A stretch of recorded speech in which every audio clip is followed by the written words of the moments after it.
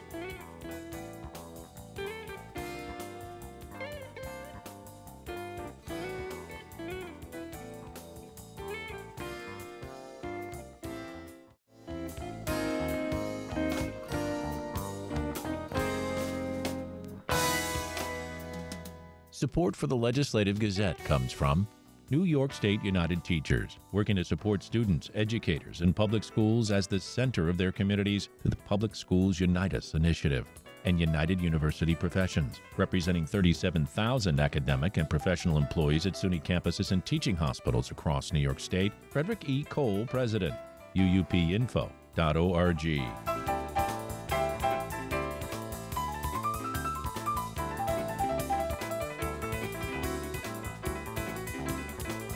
New York's High Court has ruled that congressional districts in the state reconfigured for the 2022 elections can be redrawn again for the 2024 elections. The Legislative Gazette's Karen DeWitt reports. The court ruled in a 4-3 decision that the state's independent redistricting commission must be given another chance to redraw the state's congressional districts for the 2024 elections. In the opinion, recently appointed Chief Judge Rowan Wilson writes that indisputably the Constitution requires the commission to deliver a second set of maps. Wilson writes the people of New York are entitled to the process set out in the Constitution for which they voted. The redistricting process in New York was revised in a constitutional amendment approved by voters in 2014. The ruling is expected to have an impact on the fight for control of the U.S. House. In 2022, the redistricting commission gridlocked. New districts were then drawn by Democrats who controlled the state Senate and Assembly. Those lines were later determined by the High Court to be unconstitutionally gerrymandered, and a special master was appointed to redraw the districts. The Court of Appeals that year also found that the legislature should have given the Independent Redistricting Commission a second chance to redraw the maps as required under the state's constitution, but they didn't. In the elections that November, 4 Democratic House seats flipped to Republicans and helped contribute to the Democrats' loss of party control of the House. Critics blamed the Democrats in the state legislature who drew the maps for overreaching. The Redistricting Commission will now reconvene. They have until February 28th to submit new maps. If the 5 Democrats and 5 Republicans on the panel once again cannot agree on a single set of maps, then Democrats who lead the legislature will be allowed to intervene and draw the maps themselves. In Albany, I'm Karen DeWitt. SUNY Nanotech is getting a big boost that could help it become a national research hub. The Legislative Gazette's Dave Lucas explains. Governor Kathy Hochul was in Albany Monday to announce a $10 billion partnership with leading brands in the semiconductor industry to expand semiconductor research and development. This historic investment will establish the next generation research and development center right here in Albany at the Nanotech Complex, the most advanced in the country. It'll fund the construction of cutting-edge equipment, the first and only of its kind in North America. And you ready for the name? I have to ask who came up with this name. Raise your hand if you really want to. high numerical aperture extreme ultraviolet lithography cluster, okay? And don't ask me to say that twice. The Democrat says under the new initiative, New York Creates will acquire and install a high NA-EUV lithography tool designed and manufactured by ASML at its Albany Nanotech complex, where industry partners, including Micron, IBM, Applied Materials, Tokyo Electron, and others, will use the most advanced semiconductor equipment ever made to power tomorrow's mobile phones and computers. Semiconductors are absolutely central to our lives, even though you don't think about them on a regular basis. And the cutting edge is constantly evolving rapidly before our eyes. Just look no further than the smartphone in your pocket. Actually, don't look at them. It's kind of disruptive. But that one little device has more processing power in it than all the computers combined that existed on our planet 50 years ago. That's amazing. It has 100,000 times the computing power and 9 million times the memory that the computer at the Apollo 11 had to land astronauts on the moon. This is in our lifetime, my friend. This is not happening over 50 years or 100 years. This is happening now. And the countries that are able to lead on semiconductors will be at the vanguard of the world's technological future. Senate Majority Leader Chuck Schumer says New York is on tap to reap many benefits. What does this $10 billion investment mean? Three things. Jobs, 700 new high-paying jobs. Second, makes the capital region in upstate New York the global leader in chip research. And third, it shows that we can get this National Semiconductor Technology Center. Schumer has been beating the drum loudly to make SUNY Nanotech the anchor hub for the National Semiconductor Technology Center, created in his CHIPS and Science Act, which was signed into law in August of 2022. Schumer says the law is meant to keep the U.S. on the cutting edge of semiconductor manufacturing and innovation. We lost this industry to overseas and good-paying jobs. We lost them to China, to Taiwan, and other places. But now the industry's coming back. That's why I wrote the CHIPS and Science bill with upstate New York in mind, and it's so gratifying to see people optimistic, whether it's in Buffalo or Rochester or Utica or Albany, the capital region, central New York, the Hudson Valley. People see hope. They see a future. They see an industry that they know will grow and expand. When their kids get a job here, they know not only is it good paying, but it's going to stay and have even a greater future. It's so terrific. But it's also terrific for America. Because you know, where you do the research, that often sets the rules. And we're going to do the top-notch, top-of-the-line, not duplicated anywhere, research right here. Schumer says Albany Nanotech will be the only facility in North America and one of only 2 public institutions in the world to employ high NA-EUV lithography. For the Legislative Gazette, I'm Dave Lucas.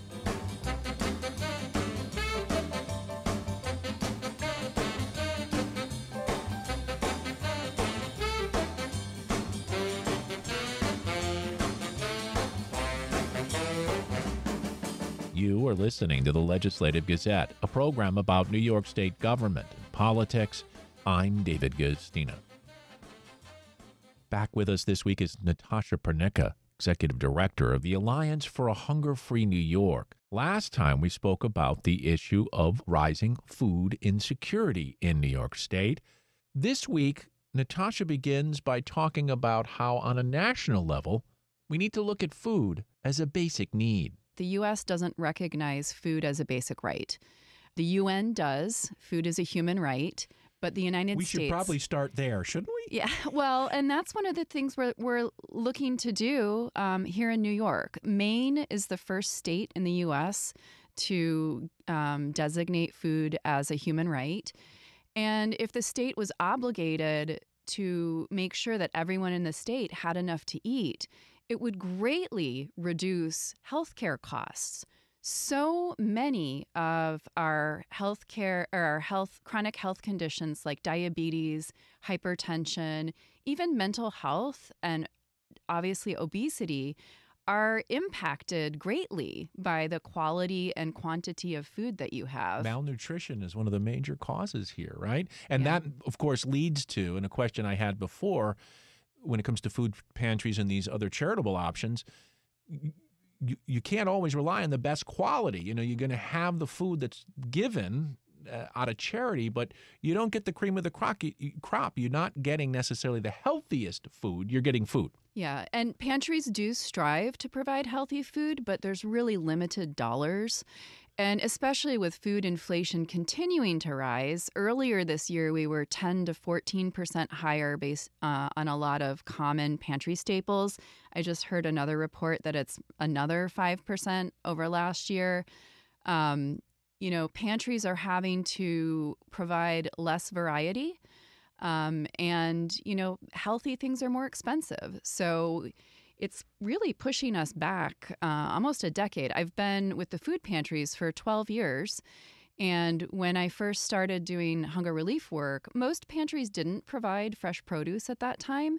Now, most pantries do provide some kind of fresh produce for people, which New York State has done some great programs. They launched Nourish New York during COVID, which was a really good win-win solution where food pantries and food banks buy food directly from New York State producers and farmers.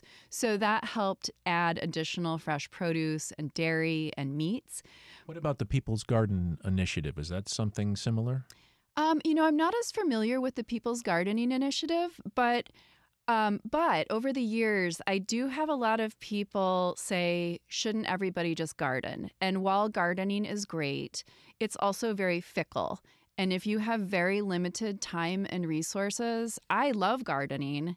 My garden this year did not produce well at all. Tomatoes were particularly bad in some places. I had no tomatoes, and my zucchini didn't do well either. But it's a nice to have, but it's not something that we can rely on to really. It's more of another Band-Aid as instead of an actual political solution to the problem of hunger.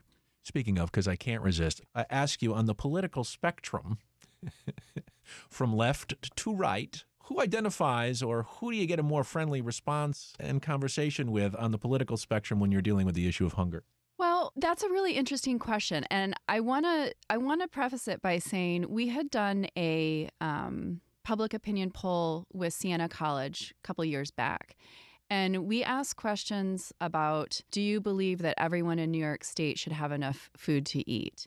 It was like 96% of people said yes. I don't know who those other 4% were. Me either, but it's a pretty loaded question. It tells you which way to answer. Yeah, but really most people believe that everybody should have enough to eat. And we asked the question, should we spend as much money as we have to in order to make sure that everybody has enough food? And it was like 91% of people said yes. So whether you're liberal or conservative or Democrat or Republican, everyone believes that everyone should have food. The problem is they don't think the state should pay for it. Yes, and that's where, you know, most food pantries are actually located in churches. This is similar nationally, right? So yes. Generally, the Republicans and the conservatives say that's what charities are for in our society. Yes. The Democrats and some of the independents and others would say, well, it's a little more complicated than that. And in fact, we're not filling all the gaps when we just rely on charities, and people should have a right to have food. Yes, exactly. And it's also at this point where it's a systemic issue. It's an income issue because people don't have enough income. And a good point, and at least in the New York capital area, I have more detailed statistics. When the child tax credits were implemented, we had a 24% decrease in the number of people seeking assistance from the 70 pantries here in the capital. And so there were less children, less older adults, 24% less people. That's because people could go to the grocery store.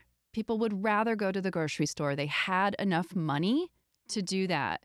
When the child tax credit ended and coupling that with inflation in 2022, we saw a 38% increase in service levels. And the biggest change was inflation and the child tax credit. And the two groups that had the highest increases. So to me, that's a legislative fix. Yes.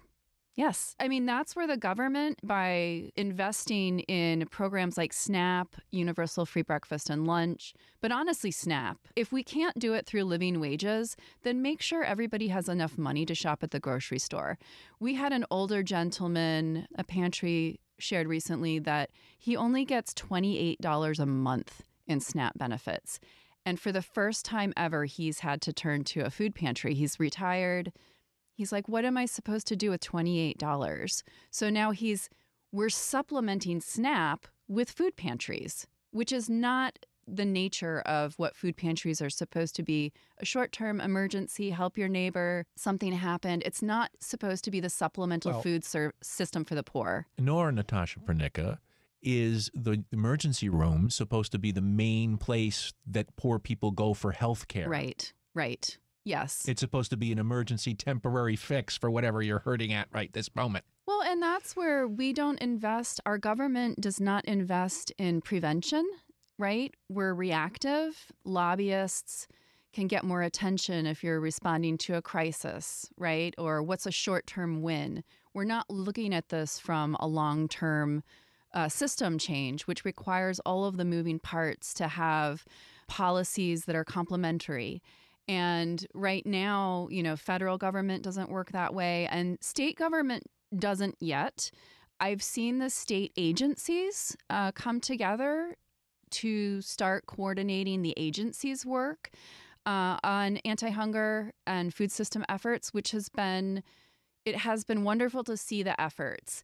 But how do we take that to the next level? And really, it's the governor and it's the legislative branch that are really the decision makers, and they get swayed by lobbyists. So we can do really great work in collaboration with agencies, but special interests, even within the charitable food system, end up getting attention and resources sometimes on behalf of a particular group instead of moving us all together forward.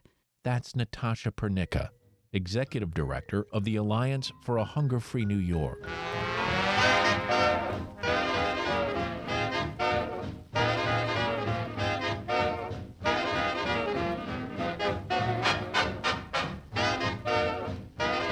You are listening to the Legislative Gazette, a program about New York State government and politics. I'm David Guistina. It's been almost 40 years since former New York Governor Mario Cuomo's keynote address at the Democratic National Convention in San Francisco, a landmark moment for a generation of liberalism and one that many thought would lead to the White House. Today, Cuomo's shadow still looms over New York State politics, even after his son left office without serving the fourth term that eluded his father. A new special three-part podcast series, Mario Cuomo, The Last Liberal, looks at Cuomo's rise and legacy. It's hosted by New York One anchor and New York Magazine columnist Errol Lewis, who joined the Legislative Gazette's Ian Pickus. Great to be with you. Well, what got you thinking about Mario Cuomo now? There were a couple of reasons. I was kicking it around with my podcast producer, Anthony Roman. We've done this occasionally in the past. We did one series a couple of years ago about David Dinkins, and this was shortly before he passed. It's a chance to put some things in perspective. Ultimately, I think what really drove it was the reality that we're coming up on the 10-year anniversary. It's really 9 years, I guess, since Mario Cuomo passed. He was really a pivotal figure in a lot of ways in American politics and certainly New York politics. And with his son having resigned in 2021, that really put an end to the Cuomo era to a certain extent. And so here we are a year later, sort of trying to make sense of the old man, of Mario Cuomo. And there's a certain urgency, I guess, Ian, to just be blunt about it. A lot of people who were close to him and who helped build that administration are getting up there in age. And we had a real recognition that if we don't talk to these folks now, we may not get a chance to do it later. So let's see if we can get their opinions and their recollections and their memories about what that administration was all about and see if we can lay it out for people. In the podcast, we get to hear some of the early days when Cuomo was coming of age and before politics. What attracted him to a life in public? Because he came from, relatively modest beginnings, and it's not something that probably his ancestors could have envisioned for him. Well, look, you're being polite about it. He came from dire poverty. Mm-hmm. His parents were immigrants who ran a little grocery store in South Jamaica. It was a tough way to make a living. But he happened to be brilliant. He also happened to be an athlete. And, he excelled in school and thought he was going to become a professional baseball player, and even became part of a farm team, got a signing bonus that was pretty decent for the time, and began to prepare for that kind of a career. But life took him in a different direction. Unlike a lot of the people we deal with now, I'm sure you've dealt with them too, who appear to have wanted to be in public service or to run from office from the time they were about 8. Mario Cuomo finds himself 42 years old, married, an attorney, a successful career. He's got 5 kids. And then he sort of gets tapped. He gets asked by a Republican mayor, John Lindsay, to help straighten out a particular problem. And this is the kind of thing that could happen back then. And that was another sort of impetus behind this podcast series, was to show that you don't have to be a lifelong career politician. You don't have to have been planning it from the time you were in junior high school. You can be a full-grown, fully realized, successful attorney, and then just decide to do politics for the right reason, which is really just public service. So this podcast project is kind of a chance to listen to some of the old clips. And I don't know if you had this sense, but I did. He just kind of had it. He was a natural speaker. He made connections with people. Looking back at his rise in politics, were you able to put your finger on what made him so good at being in this particular role? Well, look, he was extraordinary. Let's take nothing away from him. But he was also grounded in a different political era when your ability to speak actually mattered. This is the pre-television era, when words and rhetoric were about the logic and the flow and the syntax and the way you evoked images just with your words. You weren't the image. It was the images that you could summon with your voice that the listeners were tuned into. So if you want to put it that way, you could say he was sort of from the radio era as opposed to the television era, and mastered it. He was extraordinarily good in person and on the stump. And it turned out he was actually pretty good in person at the convention, and he could sort of transmit it through television. But whenever you hear Mario Cuomo, and we listen to a lot of his old speeches, what you hear is somebody who is not thinking about the color of his tie or the tint of his glasses or anything like that. This is somebody who's thinking about the words and the ideas and putting them together in a way that will connect with the listener and stir certain images and certain emotions. That's partly a gift, but it's also a kind of formal training of a kind that I think our public figures don't really get these days. The president said that he didn't understand that fear. He said, why, this country is a shining city on a hill. And the president is right. In many ways, we are a shining city on a hill. But the hard truth is that not everyone is sharing in this city's splendor and glory. So to follow up on that, I think one of the conventional knocks on Cuomo was that he famously campaigned in poetry, but, when you govern in prose, he didn't leave so much of a legacy on the government side. What's your view on that? Well, he did, but a lot of it was invisible, right? This was not somebody who wanted to slap his name on a lot of different buildings. This wasn't somebody who was eager to be at a ribbon cutting or sit behind a bulldozer and carve out a name for himself literally in the earth. He was instead somebody who did things like veto 12 consecutive bills that landed on his desk trying to implement a death penalty in New York. He just vetoed every single one of them. And, he literally saved lives because of that. We've covered, I'm sure you've covered it upstate. We certainly covered literally dozens of cases just in New York City of people who were exonerated of crimes, terrible crimes for which they served decades in prison and might have been put to death were it not for Mario Cuomo. He did things like make sure that there was job training available for people getting public assistance, welfare recipients. That changed lives. That rescued people from dependency. But there's no building left behind. That was the kind of political leader that he was, and there was a certain modesty that came with it. He wasn't looking for a lot of credit. He wasn't looking for his name on a bridge or a building. In the end, he wouldn't even sit for his own official portrait to hang in the Hall of Governors on the second floor of the state capitol, like all of his predecessors. So there are people, going all the way back to the 1700s. You have these governors that are, they sat for their portrait and it hangs in the Hall of Governors. Not for Mario Cuomo. He thought it was self-indulgent. He didn't want to take the time to do it, and he never did. So we obviously here at WAMC have thought a lot about the decision not to run for president and also not to take a seat on the Supreme Court. Did you get any closer to an answer to the big question that hangs over Cuomo? Why not, in your reporting for this podcast? I didn't get an answer, but I did develop an opinion. Okay. There were a lot of people he kept guessing, including people who were very, very close to him, who did not know up until the moment that he announced. Famously, while there was a plane idling, waiting to take him to New Hampshire, where he could file the $1,000 filing fee and put himself into the 1992 primary for president. My belief is that, first of all, we take him at his word. He said that there were pressing matters in Albany, and he didn't want to leave the people in the lurch. I think also he would have had a really hard time on the presidential campaign trail. I mean, he just wasn't built for the kind of modern political glad-handing that really constitutes the road to the White House. It just wasn't his kind of a thing. So I think he would have had a really hard time on the campaign trail, and it's possible he might have recognized that.